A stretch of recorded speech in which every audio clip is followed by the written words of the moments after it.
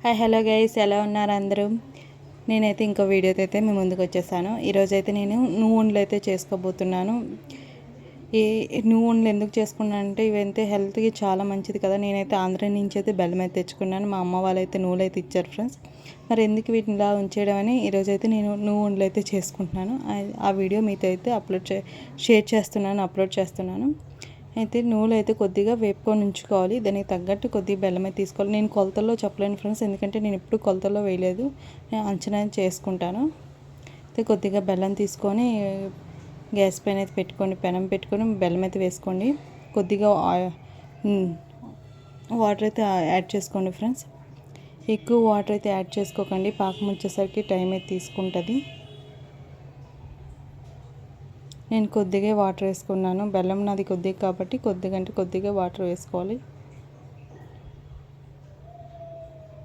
వేసుకున్నాక ఒకసారి కలుపుకోండి.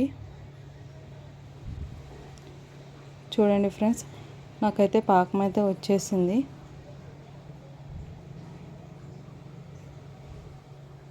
నాకు పాకం వచ్చేసింది కదండి. నేనైతే వేయించుకొని ఉంచుకున్న నూనె అయితే యాడ్ చేస్తున్నాను.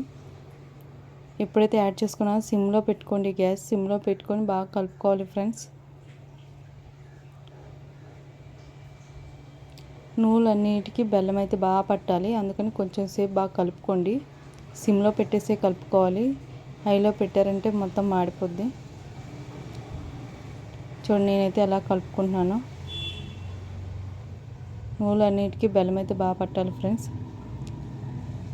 నాకు ఎప్పుడైతే కలుపుకున్నానో దించేసి ప్లేట్కి అయితే ఆయిల్ అప్లై చేసుకోండి.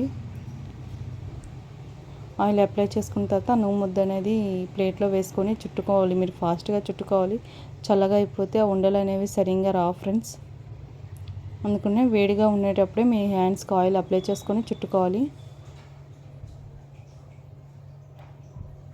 బెల్లం అనేది మన హెల్త్ కానీ చాలా అంటే చాలా మంచిది. మేము ఇప్పటికప్పుడు ఆంధ్ర నుంచి బెల్లం తెచ్చుకొని ఇలా పల్లీలతో కానీ నూనెలతో కానీ ఇవన్నీ చేసుకొని ఉంటాము.